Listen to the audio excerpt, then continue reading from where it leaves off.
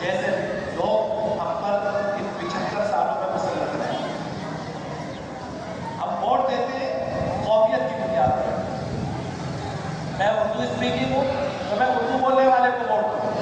کوئی سندھی اسپیکنگ ہے اور سندھی بولنے والے کو ووٹ دے گا. میں کسی برادری سے تعلق رکھتا ہوں, میں اپنے برادری والے کو ووٹ دوں گا. آپ اگر لسانیت کی بنیاد پہ ووٹ دیں گے, عصبیت کی بنیاد پہ ووٹ دیں گے, زبان کی بنیاد پہ ووٹ دیں گے, تو پھر یہ بھول جائیے کہ آپ کی تبدیلی ہے. جھوٹی گواہی دیں گے آپ. اللہ تعالیٰ یہ نہیں پوچھیں گے کہ تمہاری زبان بولنے والا تھا تو تم نے اس کو ووٹ دیا یا نہیں دیا. اللہ تعالیٰ یہ پوچھیں گے اس کے ذاتی کردار سے تم مطمئن تھے جو تم نے اس کو ووٹ دیا.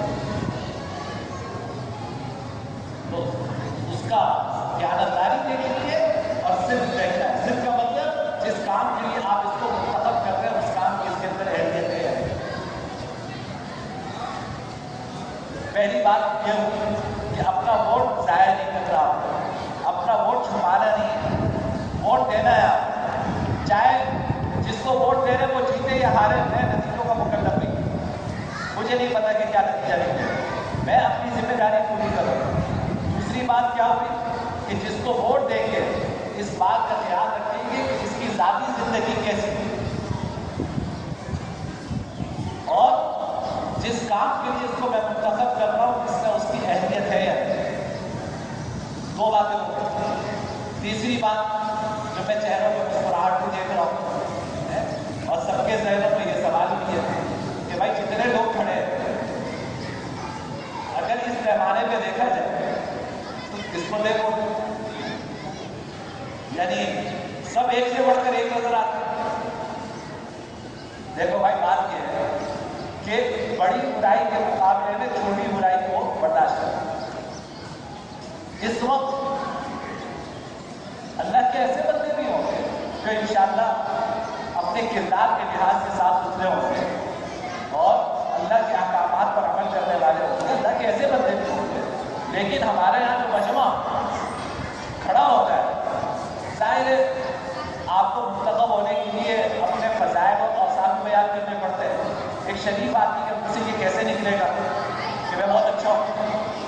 ایک شریف آدمی اپنی زبان سے یہ کیسے کہہ سکتا ہے کہ میرے اندر یہ اوصاف, سر سے لے کے پاؤں تک میں مصفہ منور اور مرصع ہوں, مجھے ووٹ دیجیے.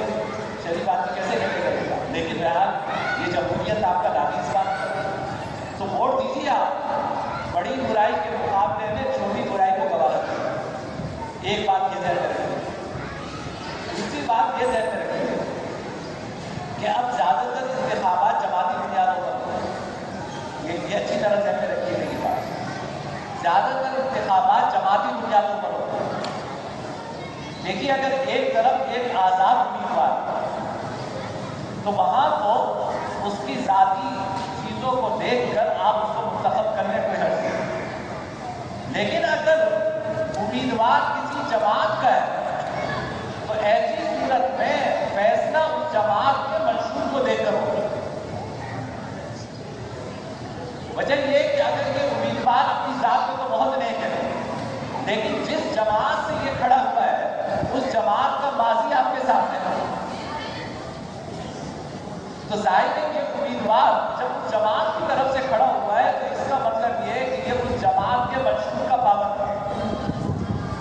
جب جماعت کے منشور کا یہ پابند ہے تو پھر میں جماعت کے منشور کو دیکھوں گا, میں اس امیدوار کی ذاتی اہمیت نہیں دیکھوں گا.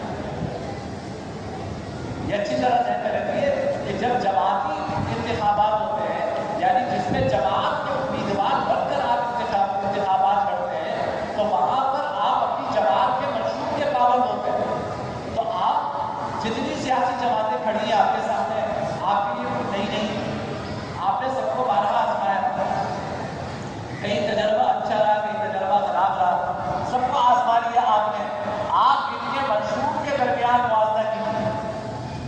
گھر پہ بیٹھیے, آپس میں گفتگو کیجیے کہ بھائی یہ 3 جماعتوں کے لوگ کھڑے ہیں ہمارے حلقے میں, ان کے منشور یہ ہے اور ماضی ان کا یہ ہے, تو اس میں سے کم برائی کو یہ نہ سوچیے کہ میں اگر ووٹ دے دوں گا اس کم برائی کو تو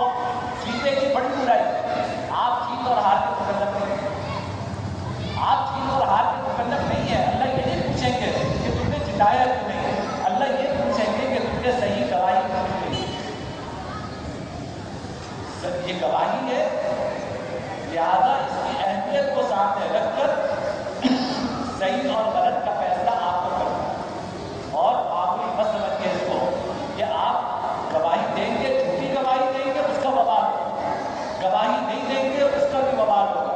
اپنی گواہی دینی ہے اور سوچ سمجھ کر دینی ہے۔ اللہ تعالیٰ ہمیں صحیح انتخاب کی توفیق عطا فرمائے۔ اللہ پاک پوری قوم کی رہنمائی فرمائے کہ اللہ ہمارے ملکوں سے کوئی ایسا حکمران عطا فرما دے جو اس ملک کا درد رکھتا ہے۔ مصیبت تو یہ ہے، میں دین کی بات ابھی نہیں کر رہا، میں تو یہ کہتا ہوں کہ کوئی ایسا آدمی آئے جو اس ملک کو اپنا ملک سمجھے۔ اللہ ایسا حکمران عطا فرمائے جو اس ملک کا درد رکھتا ہو، جو دین کا درد رکھتا ہو، جو اس عالم انسانیت پہ جو